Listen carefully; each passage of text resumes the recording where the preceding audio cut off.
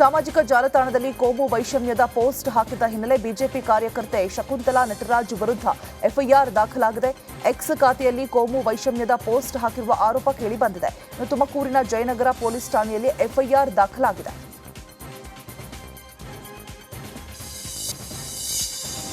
JDS ಶಾಸಕರನ್ನ ಕಾಂಗ್ರೆಸ್ಗೆ ಕರೆತರ್ತೇನೆ ಎನ್ನುವ ಸಿಪಿವೈ ಹೇಳಿಕೆಗೆ ಸಚಿವ ದಿನೇಶ್ ಗುಂಡೂರಾವ್ ರಿಯಾಕ್ಟ್ ಮಾಡಿದ್ದಾರೆ.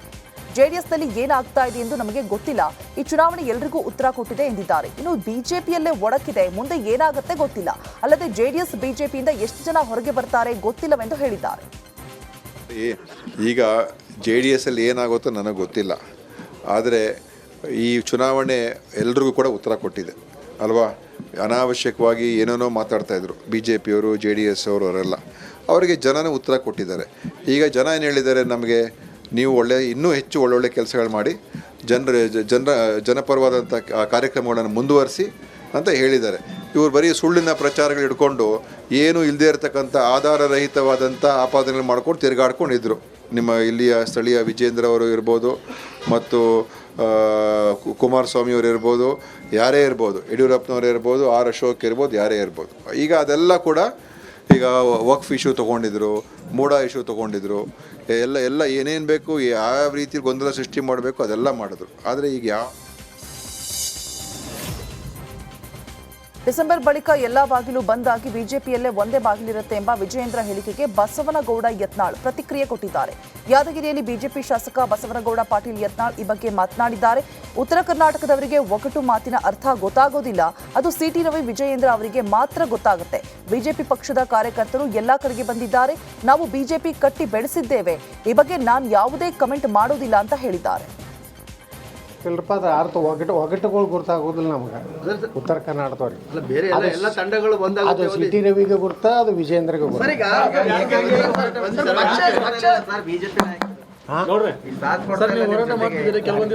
ನೀವು ಹೇಳ್ತೀರಿ, ಮಾಧ್ಯಮದವ್ರು ಹೇಳ್ಕೊತ ಕೊಟ್ಟಿರ್ತೀರಿ, ಸಾಕು ಕಾರ್ಯಕರ್ತರು ಕೊಟ್ಟರೆ ಸಾಕು, ಯಾರು ವಕಫದಿಂದ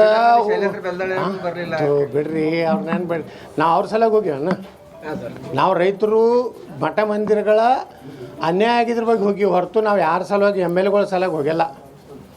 ಕಾರ್ಯಕರ್ತರು ಬಂದಾರೆ ಎಲ್ಲ ಕಡೆ. ನೀವು ಸುಮ್ಮನೆ ಮಾಧ್ಯಮದವರು ಅಲ್ಲಿ ಭಾರಿ ಪ್ರತಿಭಟನೆ ಆಯಿತು, ನೀವು ಪಕ್ಷ ಹೊಡಿತೀರ ಅಂತ ಹೇಳಿ ಸುಳ್ಳೆ ನೀವು ಸೃಷ್ಟಿ ಮಾಡಕತ್ತೀರಿ. ನೀವು ಯಾರ ಪರವಾಗಿ ಸೃಷ್ಟಿ ಮಾಡಕತ್ತೀರಿ ನನಗೆ ಗೊತ್ತಿಲ್ಲರಪ್ಪ. ಅದ ಡಿಸೆಂಬರ್ 5ರಂದು ಹಾಸನದಲ್ಲಿ ಸಿದ್ದರಾಮಯ್ಯ ಸ್ವಾಭಿಮಾನಿ ಜನಾಂದೋಲನ ಸಮಾವೇಶ ನಡೆಯಲಿದ್ದು, ಈ ಹಿನ್ನೆಲೆ ಮೈಸೂರಿನಲ್ಲಿ ಅಹಿಂದ ಸಮುದಾಯಗಳ ಪೂರ್ವಭಾವಿ ಸಭೆ ಜರುಗಿತು. ಕುರುಬರ ಸಂಘದ ಮಾಜಿ ಅಧ್ಯಕ್ಷ ಸುಬ್ರಹ್ಮಣ್ಯ ನೇತೃತ್ವದಲ್ಲಿ ಮೈಸೂರಿನ ಯಾದವಗೊಲ್ಲ ಸಮುದಾಯ ಭವನದಲ್ಲಿ ಸಭೆ ನಡೆಯಿತು. ಸಮಾವೇಶಕ್ಕೆ ಹೆಚ್ಚಿನ ಜನ ಕರೆತರಲು ಸಭೆಯಲ್ಲಿ ತೀರ್ಮಾನ ಕೂಡ ಮಾಡಲಾಗಿತ್ತು. ಸಮಾವೇಶಕ್ಕೆ ವಿವಿಧ ಪ್ರಗತಿಪರ ಸಂಘಟನೆಗಳು ಬೆಂಬಲ ಸೂಚಿಸಿವೆ. ಶಿವಮೊಗ್ಗ ಜಿಲ್ಲೆಯ ಮಂಗನ ಕಾಯಿಲೆ ಪೀಡಿತ ಪ್ರದೇಶಗಳಿಗೆ ಸಚಿವ ದಿನೇಶ್ ಗುಂಡೂರಾವ್ ಭೇಟಿಯನ್ನ ನೀಡಿದ್ದಾರೆ. ಅರಳಗೋಡು ಗ್ರಾಮ ಪಂಚಾಯತ್ ವ್ಯಾಪ್ತಿಗೆ ಭೇಟಿಯನ್ನ ನೀಡಿ ಗ್ರಾಮಸ್ಥರೊಂದಿಗೆ ಸಮಾಲೋಚನೆ ನಡೆಸಿದ್ದಾರೆ. ಇನ್ನು ಸಚಿವರಿಗೆ ಶಾಸಕ ಬೇಳೂರು ಗೋಪಾಲಕೃಷ್ಣ, ವಿವಿಧ ನಿಗಮದ ಅಧ್ಯಕ್ಷರು ಹಾಗೂ ಕಾಂಗ್ರೆಸ್ ಮುಖಂಡರು ಸಾಥ್ ಕೊಟ್ಟಿದ್ದಾರೆ. ಶಿವಮೊಗ್ಗ ಪ್ರವಾಸದಲ್ಲಿರುವ ಆರೋಗ್ಯ ಸಚಿವ ದಿನೇಶ್ ಗುಂಡೂರಾವ್ ಸರ್ಕಾರಿ ಆಸ್ಪತ್ರೆಯೊಂದಕ್ಕೆ ದಿಢೀರ್ ಭೇಟಿ ಕೊಟ್ಟಿದ್ದಾರೆ. ಸಾಗರದ ಸರ್ಕಾರಿ ಆಸ್ಪತ್ರೆಗೆ ಭೇಟಿಯನ್ನ ನೀಡಿ ಪರಿಶೀಲನೆಯನ್ನ ನಡೆಸಿದ್ದಾರೆ. ನಂತರ ಮಂಗನ ಕಾಯಿಲೆ ನಿಯಂತ್ರಣ ಮತ್ತು ತಡೆಗಟ್ಟುವ ಕುರಿತು ಅಧಿಕಾರಿಗಳೊಂದಿಗೆ ಸಭೆ ನಡೆಸಿದ್ರು. ಮಂಗನ ಕಾಯಿಲೆ ಹೆಚ್ಚು ಹರಡದಂತೆ ಕ್ರಮ ಕೈಗೊಳ್ಳುವಂತೆ, ಜನರಿಗೆ ಈ ಬಗ್ಗೆ ಜಾಗೃತಿ ಮೂಡಿಸುವಂತೆ ಅಧಿಕಾರಿಗಳಿಗೆ ಸೂಚನೆ ಕೊಟ್ಟಿದ್ದಾರೆ. ಈ ಸಂದರ್ಭದಲ್ಲಿ ಸಾಗರ ಶಾಸಕ ಬೇಳೂರು ಗೋಪಾಲಕೃಷ್ಣ ಸೇರಿದಂತೆ ಆರೋಗ್ಯ ಇಲಾಖೆಯ ಹಿರಿಯ ಅಧಿಕಾರಿಗಳು ಉಪಸ್ಥಿತರಿದ್ದರು. ತದನಂತರ ಸೊರಬಾದ ಆಸ್ಪತ್ರೆಗೂ ಭೇಟಿಯನ್ನ ನೀಡಿ ಪರಿಶೀಲನೆಯನ್ನ ಮಾಡಿದ್ದಾರೆ. ಈ ವೇಳೆ ಸಚಿವ ಮಧು ಬಂಗಾರಪ್ಪ ಸಾಥ್ ಕೊಟ್ಟಿದ್ದಾರೆ. ಮಾಜಿ ಸಂಸದ GM ಸಿದ್ದೇಶ್ವರ್ಗೆ SA ರವೀಂದ್ರನಾಥ್ ಪರೋಕ್ಷವಾಗಿ ಟಾಂಗ್ ಕೊಟ್ಟಿದ್ದಾರೆ. ದಾವಣಗೆರೆಯಲ್ಲಿ ನಡೆದ ತಮ್ಮ ಹುಟ್ಟುಹಬ್ಬದಲ್ಲಿ ಮಾತನಾಡಿದ ಅವರು, ಯಡಿಯೂರಪ್ಪನವರು ಬಿಜೆಪಿ ಪಕ್ಷವನ್ನ ಕಟ್ಟಿ ಬೆಳೆಸಿದ್ದಾರೆ. ನಾವು ಕೂಡ ಜಿಲ್ಲೆಯಲ್ಲಿ ಪಕ್ಷ ಸಂಘಟನೆಗೆ ಶ್ರಮ ವಹಿಸಿದ್ದೇವೆ. ಆದರೆ ಇಷ್ಟು ದಿನ ಗ್ರಹಣ ಹಿಡಿದಿತ್ತು, ಅದು ಈಗ ಬಿಟ್ಟು ಹೋಗಿದೆ. ಗ್ರಹಣ ಬಿಟ್ಟು ಹೋದ ಮೇಲೆ ನಾವೆಲ್ಲ ಒಗ್ಗಟ್ಟಾಗಿ ಸೇರಿ ಪಕ್ಷವನ್ನ ಕಟ್ಟಬೇಕಿದೆ ಅಂತ ಮಾತಿನಲ್ಲೇ ಪರೋಕ್ಷವಾಗಿ ತಿಳಿದಿದ್ದಾರೆ. ಅದರಿಂದ ಇನ್ನು ಮುಂದಿನ ದಿನಗಳಾಗಿ ಭಾರತೀಯ ಜನತಾ ಪಾರ್ಟಿ ಚೆನ್ನಾಗಾಗ್ತದೆ ಅಂತಕ್ಕಂಥದ್ದನ್ನ ಹೇಳ್ತಾ, ನನ್ನ ಹುಟ್ಟುಹಬ್ಬಕ್ಕೆ ಇಷ್ಟೊಂದು ಜನ ಸೇರಿ ಮಾಡಿ ನನಗೆ ಆರೈಸ್ತಕ್ಕಂಥದ್ದು ಮಾಡಿದ್ದೀರಿ. ನನಗೆ ಭಾಳ ದಿವಸ ಬರ್ತಾರೆ ಇಲ್ಲ ಗೊತ್ತಿಲ್ಲ, ಬಟ್ ಅದು ಇರೋ ತನಕ ಮಾಡಬೇಕು ಅಂತ ನನ್ನ ಆಸೆ. ಆ ರೀತಿಯಿಂದ ನೀವೆಲ್ಲರೂ ಸಹ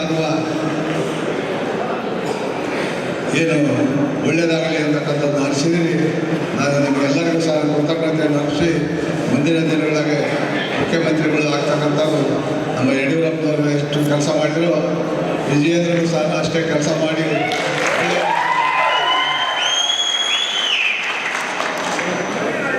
ಕರ್ನಾಟಕದಾಗೆ ಮುಂದಿನ ದಿನಗಳಿಗೆ ಭಾರತೀಯ ಜನತಾ ಪಾರ್ಟಿಯ ಶಕ್ತಿ ಜಾಸ್ತಿಯಾಗಿ ಮೆಜಾರಿಟಿ ಬಹುಮತ ಬರ್ತಕ್ಕಂಥದ್ದು ಆಗ್ತದೆ ಅಂತಕ್ಕಂಥದ್ದಕ್ಕೆ ಸಚಿವ ಜಮೀರ್ ಆಪ್ತಾ ಎಸ್ಎ ಖಾದ್ರಿಗೆ ಸರ್ಕಾರಿ ವಕೀಲ ಹುದ್ದೆ ಒಲಿದಿದೆ. ವಿಜಯಪುರ ಹಿರಿಯ ಶ್ರೇಣಿ ನ್ಯಾಯಾಲಯಕ್ಕೆ ಅಪರ ಸರ್ಕಾರಿ ವಕೀಲ ಹುದ್ದೆಗೆ ನೇಮಕಗೊಂಡಿದ್ದಾರೆ. ಹಲವು ಕ್ರಿಮಿನಲ್ ಮೊಕದ್ದಮೆ ಹೊಂದಿರುವ ವಕೀಲ ಖಾದ್ರಿಗೆ ಸರ್ಕಾರಿ ಹುದ್ದೆ ಸಿಕ್ಕಿರುವುದು ಹಲವು ಚರ್ಚೆಗೆ ಗ್ರಾಸವಾಗಿದೆ. ಈ ಬಗ್ಗೆ ಪ್ರತಿಕ್ರಿಯಿಸಿರುವ ಖಾದ್ರಿ, ನಾನು ಆರೋಪಿಯಷ್ಟೇ ಅಪರಾಧಿ ಅಲ್ಲ, ಕಾನೂನು ಪ್ರಕಾರವೇ ನನಗೆ ಸರ್ಕಾರ ಹುದ್ದೆ ಕಲ್ಪಿಸಿದೆ ಎಂದಿದ್ದಾರೆ.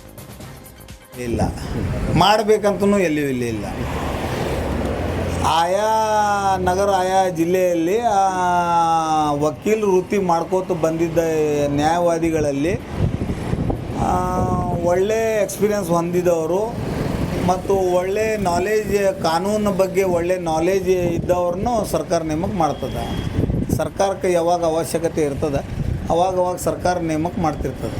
ಎಲ್ಲಿಯೂ ಇಲ್ಲ.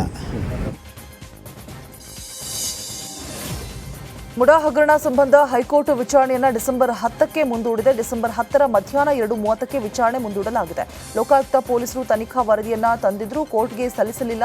ಪ್ರಕರಣವನ್ನು ಸಿಬಿಐಗೆ ವಹಿಸುವಂತೆ ಕೋರಿ ಸಾಮಾಜಿಕ ಕಾರ್ಯಕರ್ತ ಸ್ನೇಹಮಯಿ ಕೃಷ್ಣ ಕೋರ್ಟ್ನಲ್ಲಿ ಅರ್ಜಿಯನ್ನು ಸಲ್ಲಿಸಿದ್ದಾರೆ. ಚಿತ್ರದುರ್ಗದ ರೇಣುಕಾಸ್ವಾಮಿ ಕೊಲೆ ಕೇಸ್ನ 2ನೇ ಆರೋಪಿ ನಟ ದರ್ಶನ್ ಜಾಮೀನು ಅರ್ಜಿ ಮುಂದೂಡಿಕೆಯಾಗಿದೆ. ಹೈಕೋರ್ಟ್ ನ್ಯಾಯಮೂರ್ತಿ ವಿಶ್ವಜಿತ್ ಶೆಟ್ಟಿ ಅವರಿಂದ ಏಕಸದಸ್ಯ ಪೀಠ ದರ್ಶನ್ ಬೇಲ್ ಅರ್ಜಿ ವಿಚಾರಣೆಯನ್ನ ನವೆಂಬರ್ 28ಕ್ಕೆ ಮುಂದೂಡಿಕೆ ಮಾಡಲಾಗಿದೆ.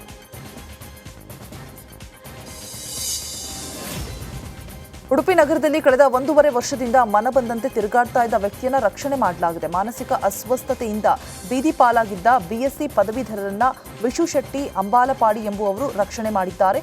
ಮಂಜೇಶ್ವರದ ದೈಗೋಳಿಯ ಶ್ರೀ ಸಾಯಿ ಸೇವಾಶ್ರಮಕ್ಕೆ ಸೇರಿಸಿದ್ದಾರೆ. ಇನ್ನು ಮಲ್ಪೆ ಪಂದುಬೆಟ್ಟುವಿನ ಪ್ರಶಾಂತ್ ಸಾಲ್ಯಾನ್ ಪ್ರತಿಭಾವಂತ ವ್ಯಕ್ತಿಯಾಗಿದ್ದಾರೆ. ಯಾವುದೋ ವಿಷಯಕ್ಕೆ ಮನನೊಂದು ಮಾನಸಿಕ ಅಸ್ವಸ್ಥರಾಗಿ ಚಿಕಿತ್ಸೆಯನ್ನು ಪಡೆಯದೆ ಬೀದಿ ಪಾಲಾಗಿದ್ರು. ಸಾರ್ವಜನಿಕರ ವಿನಂತಿಯ ಮೇರೆಗೆ ವಿಶು ಶೆಟ್ಟಿ ರಕ್ಷಿಸಿ ಜಿಲ್ಲಾ ಆಸ್ಪತ್ರೆಯಲ್ಲಿ ಪ್ರಥಮ ಚಿಕಿತ್ಸೆಯನ್ನು ಕೊಡಿಸಿ ಆಶ್ರಮಕ್ಕೆ ಬಿಟ್ಟು ಬಂದಿದ್ದಾರೆ.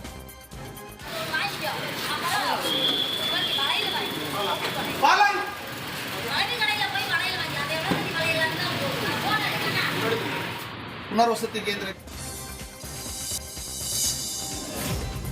ಸಂಚಾರ ನಿರ್ಬಂಧಿಸಲಾಗಿರುವ ಕಿರು ಸೇತುವೆಗೆ ಪರ್ಯಾಯವಾಗಿ ಮಣ್ಣಿನ ತಾತ್ಕಾಲಿಕ ರಸ್ತೆ ನಿರ್ಮಿಸುವಂತೆ ಆಗ್ರಹಿಸಿ ಪ್ರೊಟೆಸ್ಟ್ ಮಾಡಲಾಯಿತು. ಮಂಗಳೂರು ಹೊರವಲಯದ ಉಳಾಹಿಬೆಟ್ಟು ಕಿರು